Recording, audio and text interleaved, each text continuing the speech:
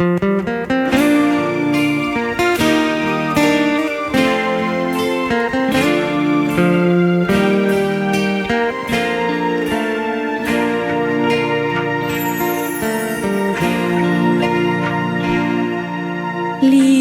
ยวเลือดลงลำน้ำคองเมื่อยามแลงแสงทองพวงจากลาเห็นหมู่นาวาล่องลอยถือคืนฟองพัดไกวตามภาษาเลี้ยวเบิ่งหมู่มวลนกกาต่างก็พากันบินเขี้ยวบินไปแสนไกล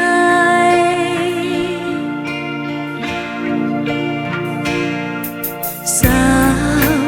จากเวียงวังสมงามนางเป็นแพลอดตามแขนหาดทรายเสียงโห่น้องก้องดังเปรียบกับพินเมื่อฟังพาลับไหลสาวเจ้าคงบ่ล้ำลายบ่สนใจ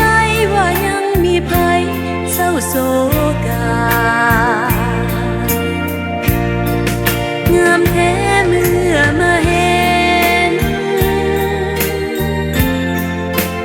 ยามเย็นซื่นอย่างนี้หน้าผาห่มสดสีนาทีหลังน้ำตา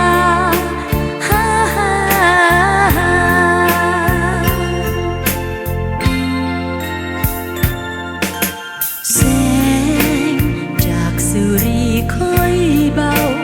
ดังบอกเตือนให้เฮาคืนเฮฮาคิดบ่อยากลาน้ำคอง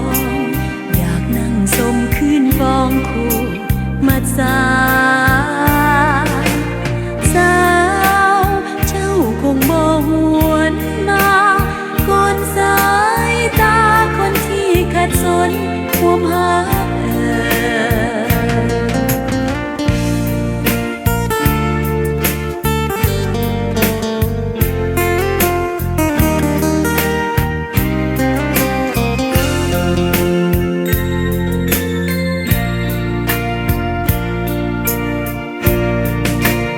แท้เมื่อมาเห็นยามเย็นซื่นอย่างนี้